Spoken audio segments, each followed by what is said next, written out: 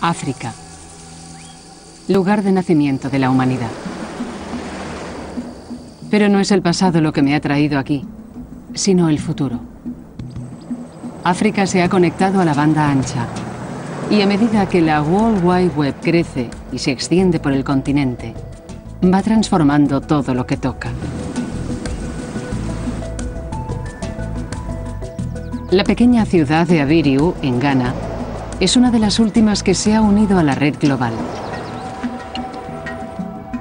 Viajo en compañía de Sir Tim Berners-Lee, el hombre que inventó la red. Han pasado 20 años desde que hizo su descubrimiento, y ahora la división entre los que tienen tecnología digital y quienes no la tienen se está acortando rápidamente. La red está conectando a la humanidad. Y la cuestión es que ahora que el 20 o el 25% del mundo está conectado, ¿qué ocurre con el restante 80%? El centro de esta comunidad puede no tener un gran aspecto, pero es la nueva frontera de esta revolución virtual. Cuando esta gente entró en la red, fue como ir atrás en el tiempo. Los primeros días no podías evitar decir, ¿cómo podemos estar seguros de que esto llegue a los lejanos terrenos africanos? ¿Qué es exactamente lo que hemos creado en los últimos 20 años? ¿Qué significa? ¿Nuestro mundo digital es una bendición o una maldición? Si la red consigue enraizar en África como en otras partes, este continente será el siguiente en ser remodelado por la revolución digital. Pero, ¿qué ha hecho la red con nosotros a los 20 años de su creación? ¿Qué reserva el futuro a la gente de aquí y a la mayoría del mundo que aún no está conectado? La red es la revolución tecnológica que está definiendo nuestras vidas. Casi 2.000 millones de personas están ahora online. Y en los 10 años que llevo estudiando la red y escribiendo sobre ella, he visto que ha tomado el mundo y lo ha sacudido. La red ha creado una inimaginable riqueza y anima a millones de personas a trabajar por nada. Reta a la autoridad y a la vez permite que los regímenes espíen y censuren como jamás lo habían hecho. Y se la culpa de crear una generación de adictos a la red a la vez que ha abierto un nuevo reino de conocimiento. En esta serie conoceré a todos los pioneros y personas clave. A todos, desde Google a Facebook, de Twitter a Amazon. Las personas que han ayudado a traer este imparable poder de libertad, cultura y valores que han tenido un gran impacto en la vida cotidiana de todos. La red es la forma en que la humanidad se comunica ahora. Es como si Internet se hubiese convertido en un cerebro, el más inteligente del mundo. Es una poderosa herramienta que tiene más potencial que cualquier otra que haya desarrollado la humanidad. El mundo estará cada vez más abierto, la gente recibirá más información y toda estará disponible para todos. Es una tecnología sorprendente y deberíamos buscar el momento para celebrar el poder y la riqueza que nos da. Esta es la historia de la red. Pero es más que eso. También es la historia de cómo la red está rehaciendo nuestro mundo.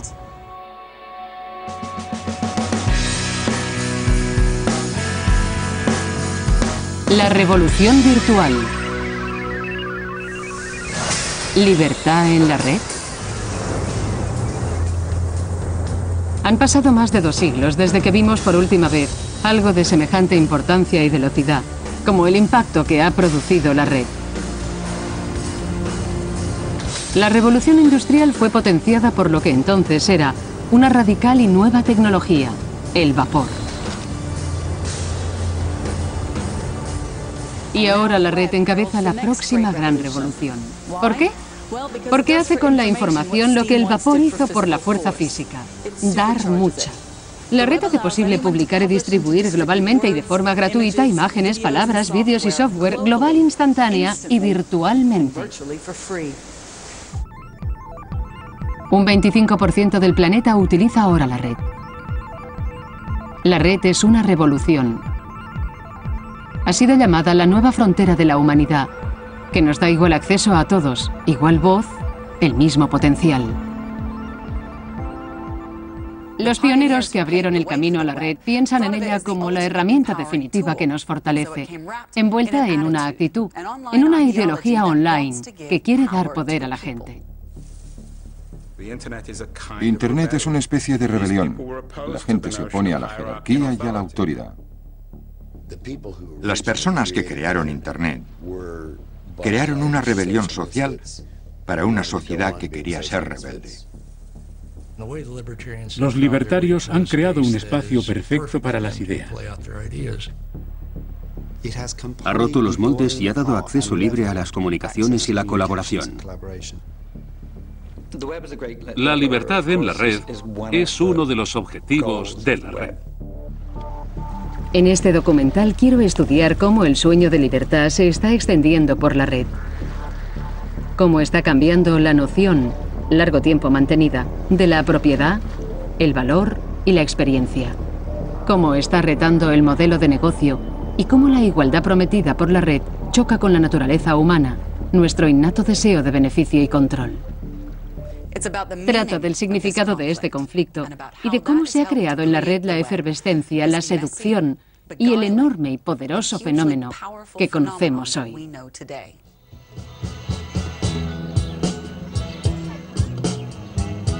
La calificación definitiva para la red es que es una poderosa herramienta que abre el acceso al conocimiento. Para averiguar cómo, he venido a uno de los nuevos pilares del sistema educativo norteamericano. No estoy en un colegio de la Ivy League como Harvard o Princeton, sino en la ciudad de Dixon, Nuevo México, donde están celebrando el Día del Trabajo. He venido a conocer a Einar Barán. Hoy está tocando la batería en su banda, pero en casa es bastante revolucionario. Einar forma parte de una importante empresa que usa la red para que la gente ordinaria cree algo extraordinario. Es un legendario y prolífico contribuyente de la Wikipedia, la enciclopedia online que se está convirtiendo en la fuente de información más importante del mundo. La primera vez que oí hablar de ella pensé que era una locura y que no era posible que funcionara. Es tener algo donde cualquier persona del mundo puede editar y que sea de confianza. Esa fue mi primera impresión. Más de 65 millones de personas de todo el mundo usan cada mes la Wikipedia. Y además de acceder al conocimiento, pueden ser autores y editar. El sitio tiene 14 millones de artículos, resultado de contribuciones anónimas de personas como Einar, que no necesitan ninguna calificación formal. Tengo una lista de más de 1000 artículos. Si alguien hace una corrección en un artículo, aparecerá en mi lista de comprobaciones. Y si estoy en desacuerdo, lo elimino. Y si están en desacuerdo conmigo, lo vuelven a editar. Esa es la premisa básica para cualquier persona que tenga acceso a un ordenador. Puede entrar y editar la información. La idea es que en vez de estar de acuerdo con los expertos y la élite, que maneja desde arriba, lentamente, el conocimiento emergerá de las masas y desde abajo. Retando a siglos de erudición, esta nueva forma de poder de la gente ha encendido una gran discusión. Yo desprecio la Wikipedia. Detesto la Wikipedia. Me espanta la Wikipedia. Pero la utilizo diariamente. Y es un milagro. Pero creo que el precio que se paga por ser tan rápida y accesible es que no es fiable. Reto a cualquiera a encontrar una fuente mejor y más rápida de conocimiento perfectamente aceptable para casi todos los propósitos que requieras como ciudadano normal. La Wikipedia es un ejemplo de cómo nos fortalece a cada uno y a todos nosotros. Ofrece algo gratuitamente, minimiza la autoridad y permite a que la gente ordinaria se una para dar forma al conocimiento. En otras palabras, satisface el sueño de libertad de los padres fundadores de la red. Para entender cómo la red aupa la Wikipedia, hay que conocer sus raíces en una cultura con deseos de libertad y libre expresión, que viene siendo así desde hace 40 años.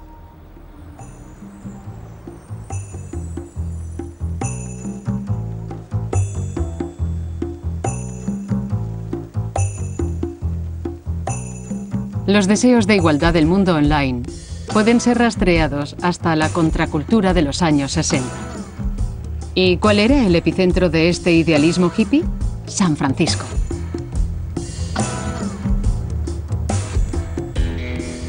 Nadie sabe qué ocurrió en San Francisco, pero fue aquí, el hogar tradicional de lo moderno, donde empezó el movimiento hippie, que rompió la delicada silueta del materialismo norteamericano con un arma definitiva, el amor.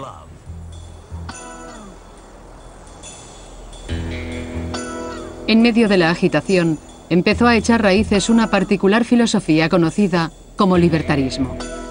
Era una mezcla de ideas de izquierdas y derechas. Rechazaba el control del Estado, el sistema legal y la censura, y enfatizaba la importancia de la libertad personal. Y mientras el sueño de la contracultura se desvanecía en el mundo real, en los años 70 encontró el lugar más inverosímil en el que podían florecer esas ideas. Los primeros ordenadores estaban reservados a los gobiernos, los ejércitos y las grandes empresas. Pero ahora, por primera vez, modelos más pequeños y baratos empezaban a poner la tecnología en manos de la gente. Y ocurrió algo notable.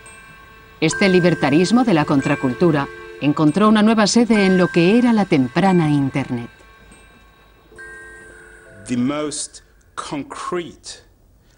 El legado más concreto de la contracultura es Internet. Los valores, la organización y la resistencia a la autoridad están encapsulados en Internet. Los ordenadores más baratos permitieron que se desarrollaran las primeras comunidades online. La que sobrevivió más tiempo y también la más influyente fue llamada The Well. En esa esquina tenemos ahora The Well. Se fundó en 1985, cerca de San Francisco. ¿Dónde si no? Y sin The Well, Facebook, Twitter, MySpace y todas las otras comunidades de la red nunca hubiesen existido. Mucha gente ve a The Well como un lugar para vivir y existir. Y, en cierto modo, gracias a eso, recibimos una gran cantidad de información. Conocí a un miembro de Grateful Dead en The Well. Un porcentaje de personas que están en The Well son rebeldes inteligentes, que han hecho un mundo para sí mismos. Fue The Well lo que puso el libertarismo online. Nadie era más influyente en la dirección de esta extraordinaria transición que el hombre que la fundó. Stuart Brand, que publicó la Biblia de la contracultura, The Whole Earth Catalog, formó parte de un estudio legal del LSD y estuvo con los Panteras Negras. Aquí es donde empezó The Well, y lo que ocurrió aquí ayudó a definir toda la red en el mundo. En la época, un 1% del planeta se encontraba en Internet. The Well dio a mucha gente su primera oportunidad de entrar en el ciberespacio. ¿Cómo era? Debía de haber una sensación de que querías cambiar, revolucionar las comunicaciones, el conocimiento, las comunidades, todo eso. Una evolución en progreso sin tener que alentarla. Dirigida sobre todo por un sentimiento de curiosidad, además de esas cosas que ha dicho usted. En parte, lo que hicimos fue crear un escenario. Teníamos un grupo de gente que aún no eran ricos, que aún no eran poderosos, pero que sabían el potencial que había y la gran oportunidad del espacio que se abría ante nosotros. Usualmente veo las noticias para saber qué ocurre y siempre hay las mismas controversias. A la hora de almorzar en la oficina entramos en The Well y a veces hay charlas sobre mascotas. Hablo de mis gatos. Si he tenido un mal día, me gusta oír charlas sobre cosas sencillas donde toda la gente participa. Había 3 o 4 charlas sobre sexo de diferentes sabores, desde fuertes a suaves. Se hacían confesiones donde nadie decía malas palabras a nadie, dijeran lo que dijeran o hicieran lo que hicieran.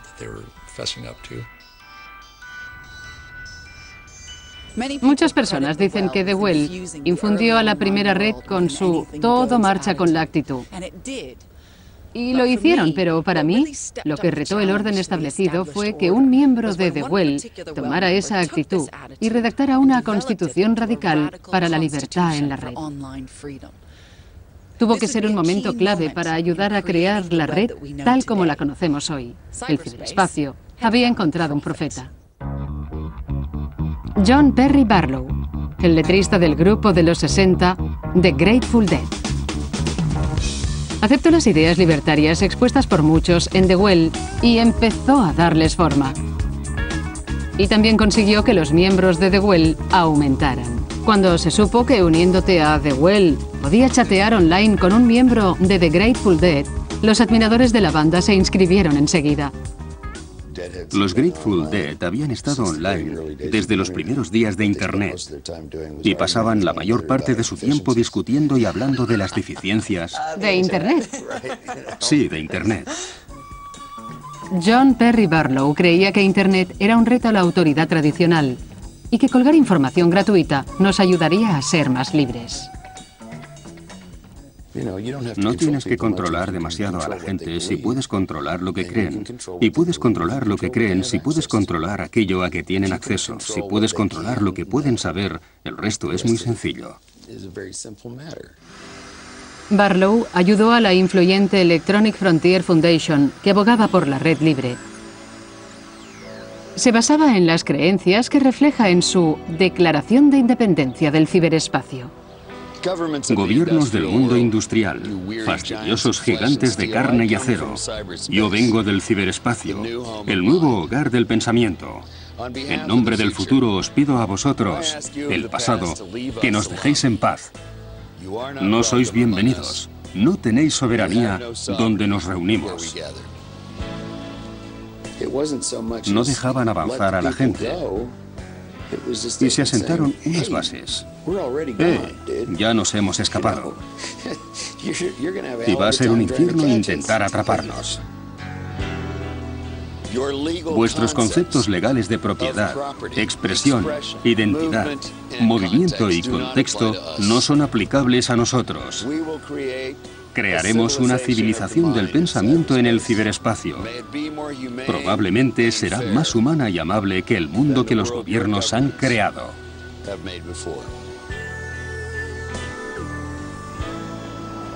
El manifiesto de Barlow decía que la autoexpresión no tendría límites y creía que ese fluir de información se confrontaría con la autoridad. Hoy, el mundo de los blogs, una especie de diarios online y noticias dogmáticas, demuestra que la revolución en la libertad de expresión puede revertir fácilmente en un pensamiento trivial. Pero algunos de los 130 millones de blogs que se calcula que hay están estimulando un nuevo e importante tipo de conversación global.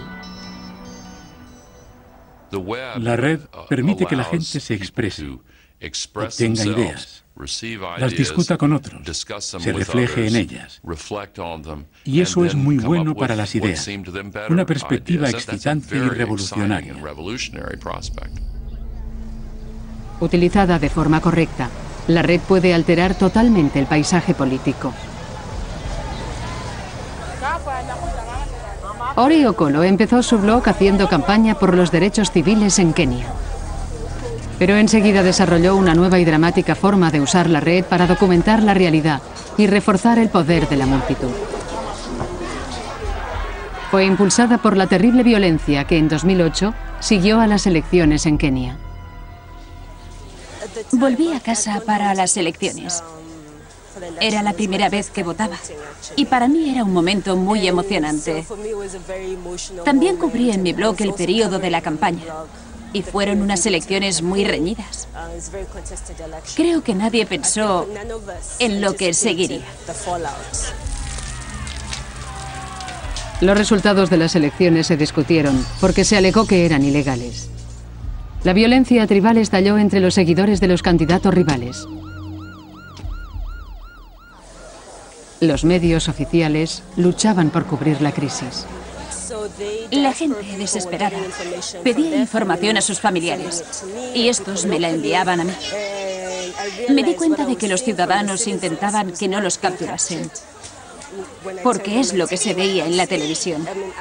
Y pensé que la gente debía recibir individualmente ese tipo de información y que tenía que poner en circulación lo que no se veía en las noticias. Ori reunió un equipo y creó un sitio web llamado Ushahidi. Ushahidi significa presenciar en suajili y permitía informar a la gente ordinaria de los ataques y crear minuto a minuto una imagen de las revueltas. Dando voz al pueblo, presionaron a las autoridades keniatas para que actuaran y acabaran con la violencia. La atención fue extraordinaria, algo que no habíamos imaginado, y enseguida nos dimos cuenta de que era necesaria una especie de plataforma y de que había que convertirla en una herramienta que pudiese utilizar cualquiera. Ushahidi me recuerda a los primeros tiempos de la red. Yo creo que ahora nos estamos dando cuenta de que sitios como esos tienen potencial gracias a la tecnología y que el mundo la está aceptando por lo que significa. La capacidad de la red para reforzar el poder de millones de voces individuales no tiene precedentes en la historia humana. Parece ser que hace realidad el sueño de gran libertad. Un cambio igual al que trajo la invención de la imprenta.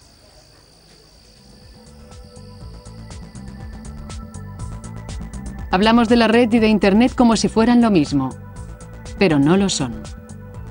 La red es simplemente el enlace. La información y las páginas web llegan a nosotros a través de la infraestructura física conocida como Internet. Las raíces de Internet se remontan a principios de los años 60 en Estados Unidos, cuando el ejército y las computadoras de las universidades estaban conectadas por medio del sistema telefónico. El correo electrónico nació en 1965 y los patrones comunes empezaron a permitir que los archivos se transfirieran entre redes. Pero conseguir información era aún extremadamente difícil. Los usuarios tenían que saber exactamente dónde estaba almacenada y cómo decirle a su ordenador que la encontrara para poder enviarla a otro ordenador. La red como la conocemos hoy, a la que cualquiera puede acceder a casi todo, no existía.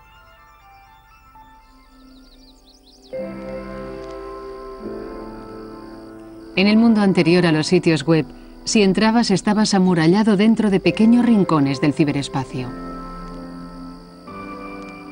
Para crear la red que conocemos ahora, era necesario que alguien escribiera un lenguaje común que pudiese enlazar los datos almacenados en los ordenadores de todo el planeta. Un hombre que inventara la World Wide Web. Inventé la red porque la necesitaba, porque era muy frustrante que no existiera. Creando una red de información global a la que todo el mundo tuviera acceso, la red se convertiría en una tecnología equilibrada. La historia de su desarrollo empieza en el subsuelo, hace más de medio siglo. Esto es el CERN, la Organización de Países Europeos para la Investigación Nuclear, en Ginebra, cerca de la frontera francesa. En 1954, 12 países europeos empezaron a colaborar en un proyecto para romper el átomo y desvelar el misterio de las minúsculas partículas que forman su núcleo. Tim Berners-Lee empezó a trabajar allí en 1980. El ambiente del CERN era excitante. Había gente procedente de varios países, de diferentes universidades, de distintas compañías, y el software y los ordenadores eran diferentes. Así que la documentación era de sistemas diferentes. No podían conectarse. Había que escribir en papel, a veces en la parte trasera de un sobre, y luego escribirlo en el ordenador. Berners-Lee empezó a desarrollar un nuevo y radical sistema para intentar unir los diferentes sistemas de los ordenadores que utilizaba el equipo de trabajo multinacional.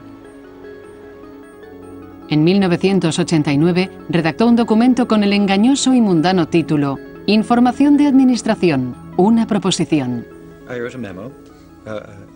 Escribí un memorando sobre la idea, lo repartí y cuando me lo devolvió, mi jefe escribió en una esquina de la copia, vaga pero excitante.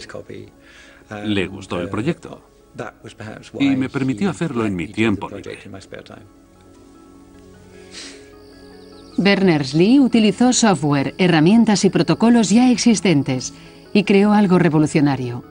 Su vaga pero excitante idea se convertiría en la World Wide Web y el 6 de agosto de 1991 el primer sitio web empezó a funcionar en el CERN. Sé que a todos les gusta que diga que fue un gran cambio. En aquel momento fue una efervescencia.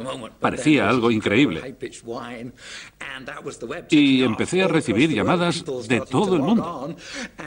A recibir cartas de todo el mundo. De lugares de todo el planeta preguntándome qué estaba ocurriendo. Y también me llamaron de la BBC, de The Economist, y todo el mundo me preguntaba sobre lo que había desarrollado. Y bueno, les dije que había empezado de una forma muy simple.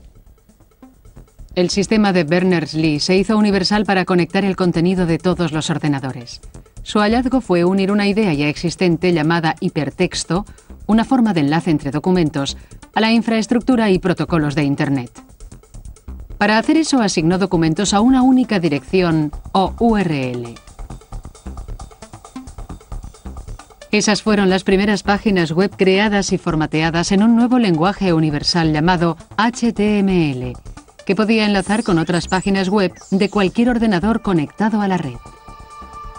Solventando un problema técnico específico, la web abrió un universo entero de información a cualquiera que tuviera un ordenador. Era como un mundo nuevo y magnífico, una nueva democracia, una nueva forma de que la gente se reuniera. Parecía la forma más fantástica y radical de conseguir información, el desarrollo más fantástico y radical desde que en 1450 Gutenberg imprimiera su Biblia y sus primeros libros. El sueño de todo el mundo es estar conectado. La información va y viene y permite que la gente comparta la información.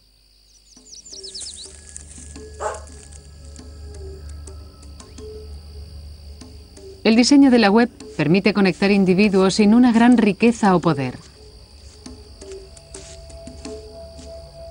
Hoy, en todo el mundo, el hecho de estar conectados fortalece a individuos como Kudjo Agbebi, un agricultor de Ghana. Yo no sabía utilizar Internet, pero un amigo me introdujo y me enseñó a navegar y encontrar todas esas cosas. Kudjo utiliza la red para aprender a cultivar más eficientemente y competir con agricultores más poderosos. Utilizo Internet para averiguar los precios de los productos y los mercados donde se pueden vender más fácilmente. La administración y el mercado han cambiado mucho. Me siento más unido al mundo. Pero la red es más que una herramienta de poder. Está deliberadamente estructurada de forma que resista a la autoridad.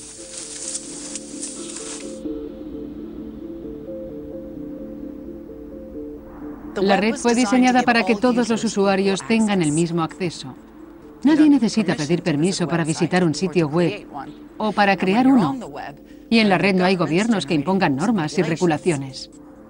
No hay centralismo, ni autoridades que controlen. Es la igualdad definitiva. Lo que conseguimos con el desarrollo de la World Wide Web fue una solución técnica conseguida en el CERN, pero que era un sueño hippie. Poco se imaginaba entonces que la red estaba en ruta de colisión con las nociones convencionales del orden social y la jerarquía. Lo revolucionario era que permitía que la gente fuera libre. Tenía las mínimas restricciones posibles. Te permitía publicar cualquier cosa que quisieras y en cualquier formato. Pero lo verdaderamente importante es que se podía hacer en un servidor sin preguntar nada a nadie.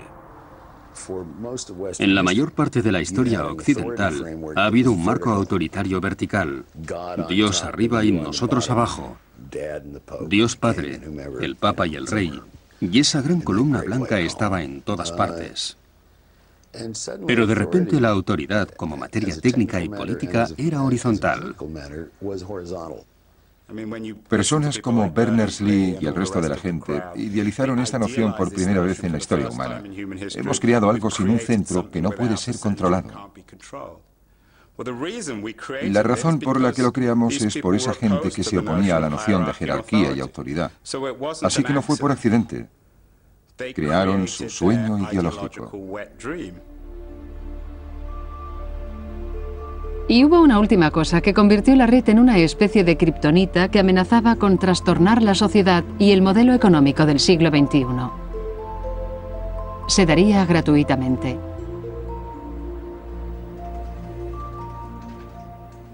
Tim Berners-Lee inventó algo con un poder increíble y no quiso obtener ningún beneficio. Creo que deberíamos celebrar eso, no su genialidad, sino que la World Wide Web funcione porque él la liberó, porque hizo que fuera libre para que todos la usaran. Y en ese sentido, es una fuente abierta. Deberíamos darle las gracias cada día por el hecho de que todos obtenemos provecho de la World Wide Web, por ese acto supremo de generosidad e idealismo. Tim creó una serie de herramientas que entregó al mundo y dijo: he creado esta caja de herramientas. No estoy muy seguro de qué hacer con ella, pero mirad qué podéis hacer. Y de esa forma, regalándola en vez de controlarla, empezó un nuevo y enorme proceso de innovación social y cultural.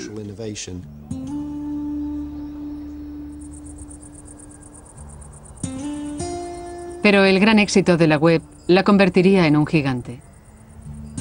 La idea de que era un espacio creativo donde todo el mundo podía participar igualmente se enfrentaría enseguida a un modelo diferente que vería la red como un lugar donde comprar y vender en vez de compartir. Esto inició un ciclo constante de revolución y contrarrevolución que hoy sigue dando forma a la red. Y para entender la naturaleza de este conflicto, tenemos que dar un salto atrás en el tiempo. Era el año 1975. Pink Floyd sonaba en la radio. En el cine veíamos Tiburón. La guerra de Vietnam había terminado. Y ese fue el año en que el joven graduado Bill Gates salía de Harvard y llegaba a Albuquerque, Nuevo México.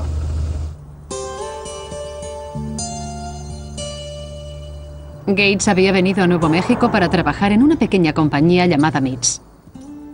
Hace 30 años, algunos de los mayores clientes de MITS eran grandes entusiastas de los cohetes.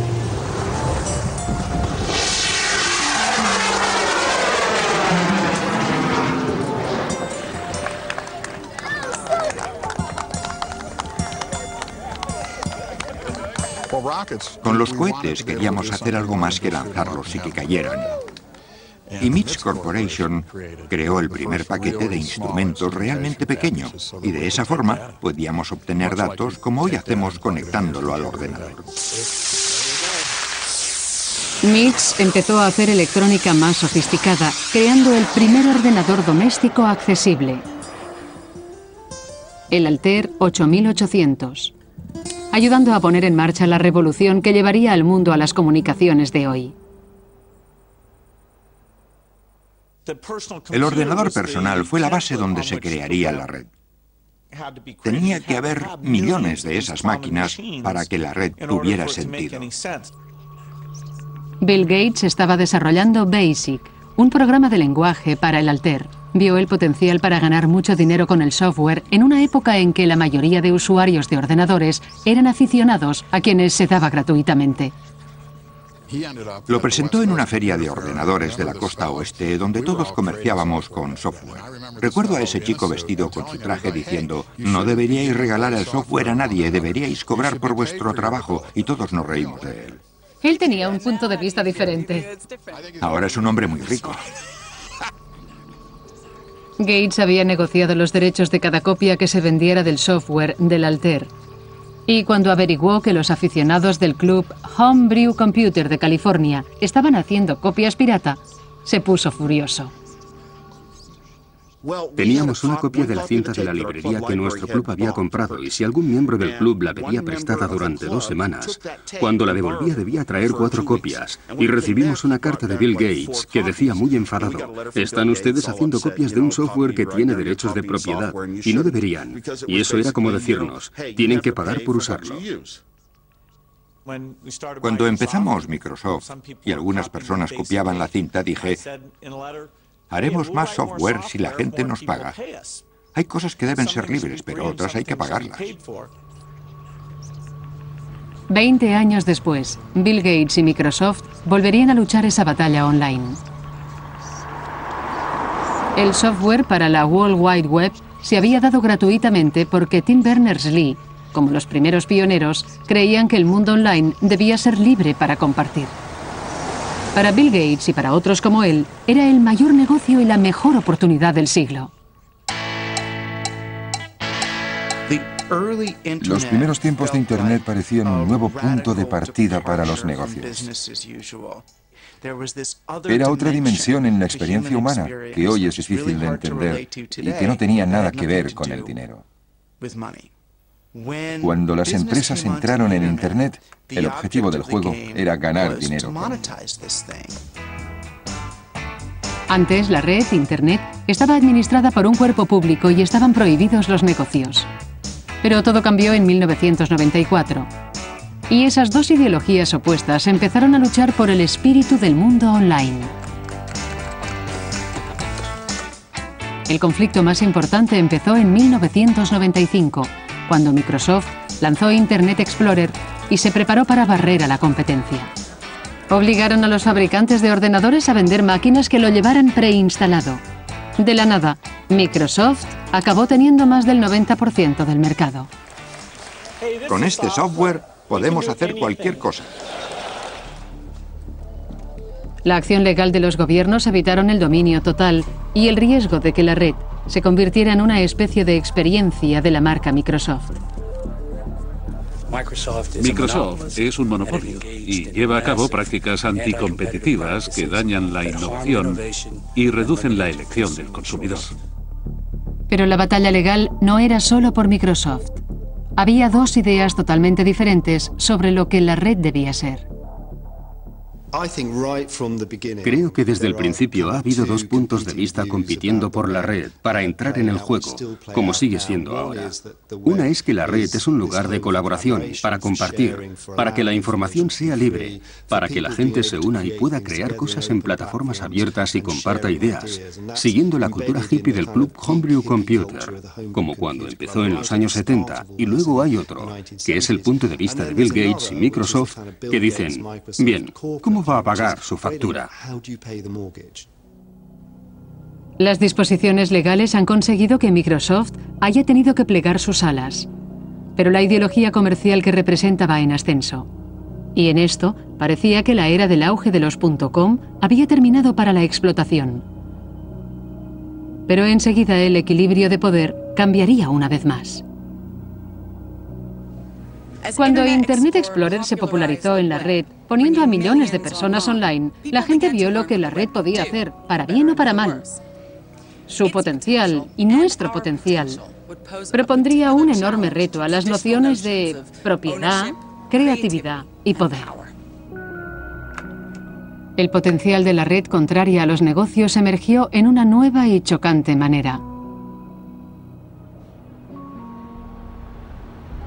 Iba a socavar la noción de siglos de antigüedad de los derechos de autor y de propiedad intelectual. La historia empieza en el dormitorio del colegio de un estudiante de 18 años. Lo empecé porque pensaba que era interesante, aunque era un proyecto sencillo. Unos años después, hizo tambalearse a una industria multimillonaria y más cosas en la línea de fuego. Son personas que están descargando canciones de Metallica. Quieren demandar a todo el mundo entre 13 y 30 años. No lo creo.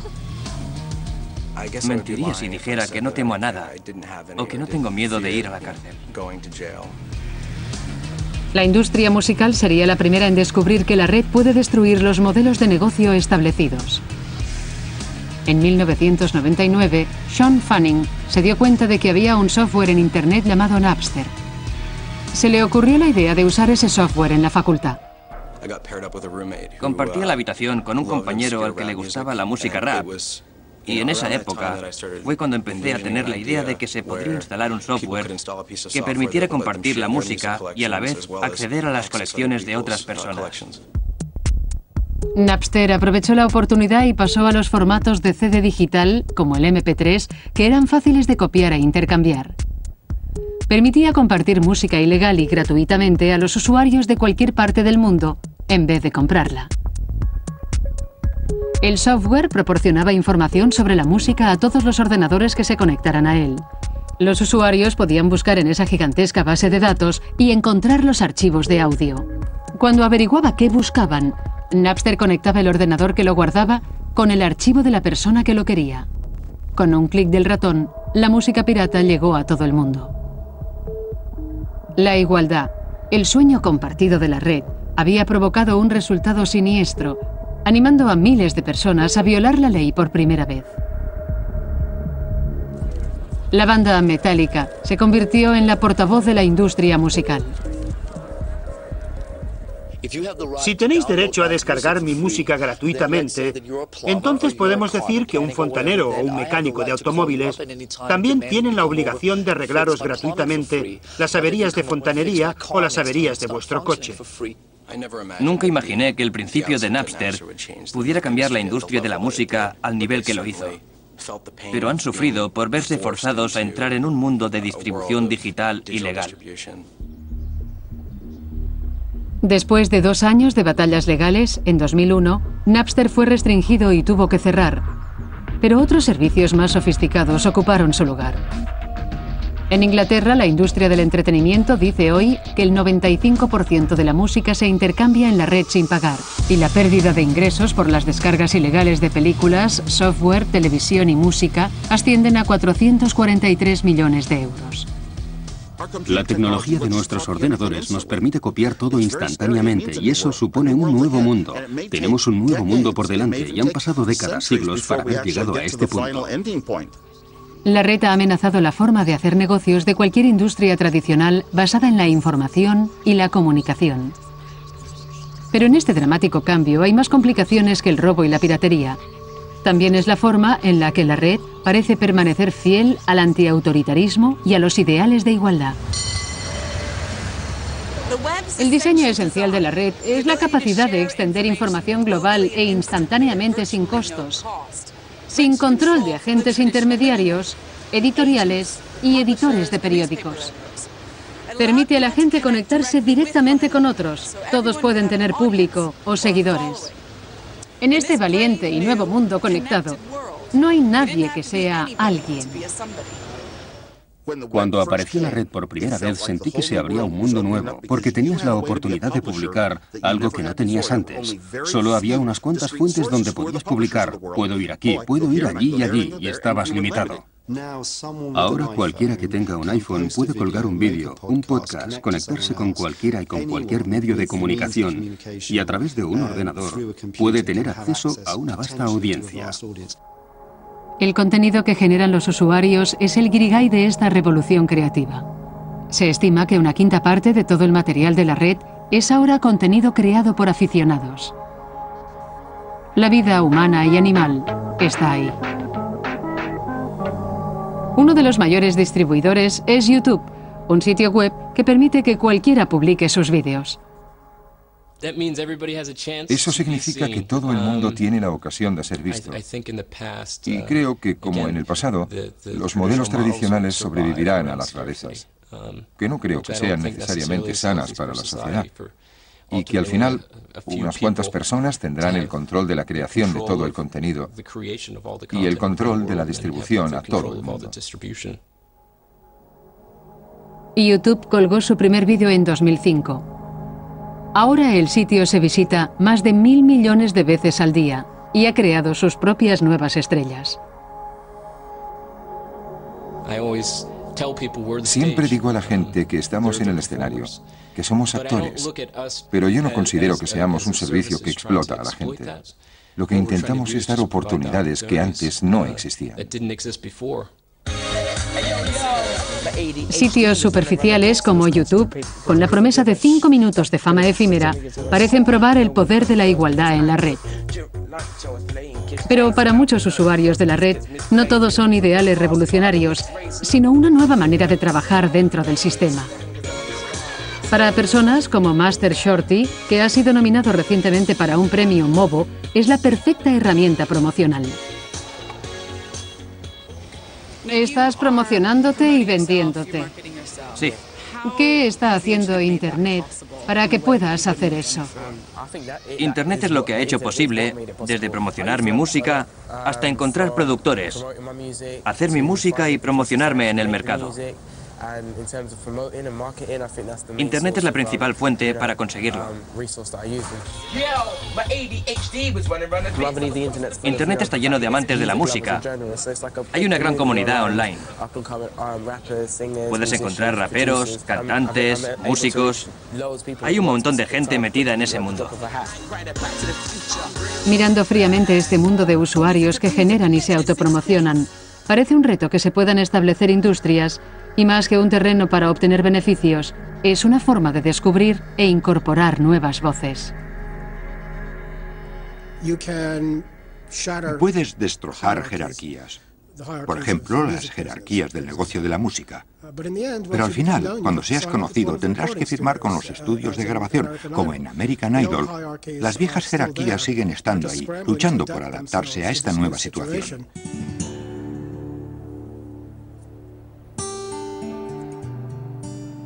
La red facilita la producción y el compartir, pero eso no significa necesariamente que sea democratizar la creatividad. Si lo examinamos detalladamente, empieza a emerger algo más curioso y preocupante. Y se puede ver más claramente en el mundo del blog. Los blogs estaban reservados a aquellos que no querían ser oídos de otra manera. Ahora han pasado a ser algo corriente. Este cambio nos dice que se está haciendo algo importante en el ciclo de la revolución y la contrarrevolución que funciona hoy en la red. Voy de camino para reunirme con una persona clave en los nuevos medios. Arianna Huffington se ve a sí misma como una de las grandes animadoras para la democratización del poder de la red. Soy muy optimista con la red. Creo que es increíblemente importante la manera en que da entrada a millones de personas que de otra forma no tendrían acceso a conversar. Es muy significativo. Pero la realidad del sitio web que Arianna ha lanzado parece más una forma de domeñar los millones de voces que han aceptado su potencial democrático. El Huffington Post es lo que se conoce como un sitio de agregación. Coteja y filtra gratuitamente el trabajo de otras personas de toda la red. Irónicamente, se ha hecho más influyente y cada vez se parece más a los periódicos antiguos.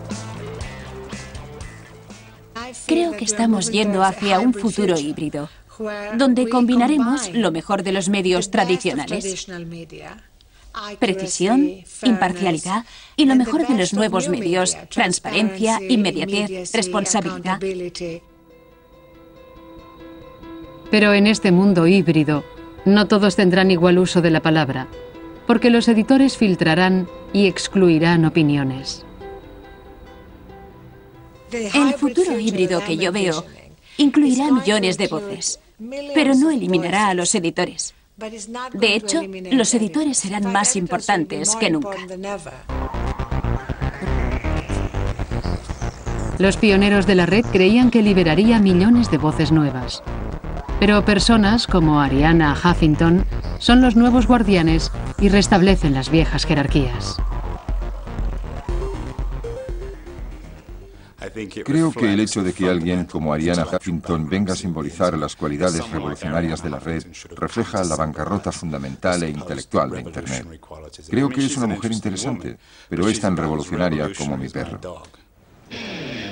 Y mientras que los promotores de la red hablan constantemente de su energía inquieta, promiscua y creativa, los hechos indican que no siempre es así. El mundo de los blogs, por ejemplo, está entrando en crisis. De más de 130 millones de blogs activos en 2002, se estima que el 90% están ahora inactivos. Este cambio de poder no es un ejemplo aislado. Es la consecuencia del diseño único de la red. Sus primeros seguidores creían que un espacio sin reglas y reglamentaciones estaría más nivelado. Pero yo creo que a medida que la red crece, se produce una paradoja. Parece que está ocurriendo lo contrario. La falta de regulaciones permite que aquellos que tienen mayores recursos griten con más fuerza e impongan su marca y su autoridad. Para entender la verdadera distribución del poder en la red, imaginen el ciberespacio como el espacio. Aquí se ve por primera vez un modelo matemáticamente preciso del tráfico de la red en Inglaterra. Es una galaxia dominada por unas cuantas grandes marcas. Cada mes buscamos en Google más de 38 millones de veces. 1 de cada 3 de nosotros tenemos una página en Facebook. eBay tiene 21 millones de visitas al mes. Y Amazon, 16 millones. La red tiene un motor de búsqueda, un mercado, una librería y una red social importantes. Se puede ver en compañías como Google y YouTube. La agregación masiva de riqueza y poder son de la pequeña élite, principalmente de Silicon Valley. Cuando piensas en ello, es raro que no haya competidores de Facebook. Hay competidores en toda la sociedad capitalista, de la forma que Honda compite con Toyota y Pepsi compite con Coca-Cola.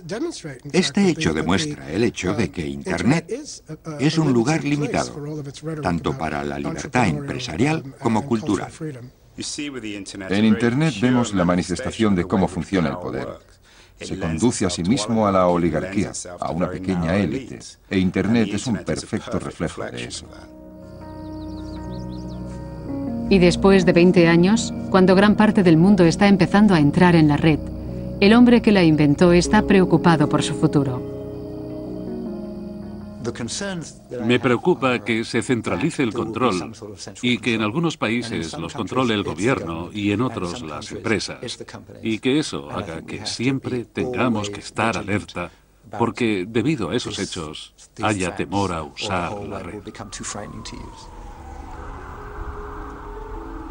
¿Significa que esos nuevos bloques de poder terminen con los días de libertad en la red? Esa visión idealista de un espacio único, en donde todos somos iguales, ¿es un recuerdo nostálgico? Este es el hombre que tuvo el sueño más libre de todos. Mi viaje ha completado un círculo y vuelvo a Wikipedia. Su creador quería liberar el poder de la multitud para democratizar todo el conocimiento humano. Jimmy Wales es el hombre tras la fuente de información más importante. En muchos sentidos, Wikipedia rompe muchas presunciones jerárquicas que tiene la gente. Resulta que es más fácil la igualdad cuando hay mucha gente participando y juzgando la calidad del trabajo de cualquiera por sus propios méritos, en vez de prestar demasiada atención a sus credenciales. Pero a medida que ha ido creciendo, Wikipedia ha tenido que luchar para mantener vivo su sueño de autoridad. Se ha visto obligada a endurecer sus reglas para evitar que sus páginas sean pirateadas. En vez de que la verdad emerja por consenso, cada vez tiene que ser más controlada. Tiene gracia que nos criticasen por ser demasiado igualitarios y ahora nos critiquen por ser demasiado elitistas. Y en algún momento entre eso hubo días en que todo iba bien y nadie se daba cuenta. Todo un sistema evolucionó intentando reconciliar el acceso abierto a Wikipedia por la necesidad de precisión y autoridad. Los editores pueden cerrar páginas, miles de administradores pueden borrarlas, 12 miembros de un comité de arbitración median en las disputas. Y en la cima del árbol está el propio Jimmy Wales. Estamos más estructurados que el sistema británico, que cualquier otro. Y ya saben que tenemos esta interesante mezcla de democracia, aristocracia, rechazo y equilibrio. ¿Cree usted que en la naturaleza humana están el elitismo y las jerarquías?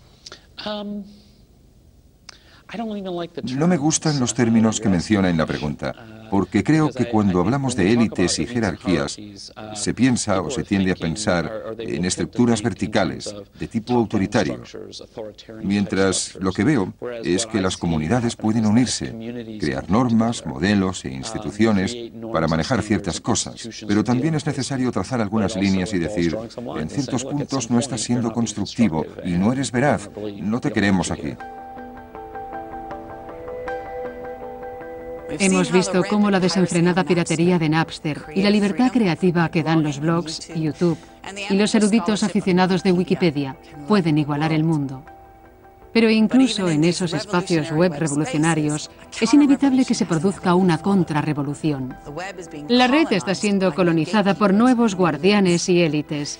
Y la pregunta que me hago es, ¿la red es inherentemente desigual porque se mira en las desigualdades y las jerarquías del mundo?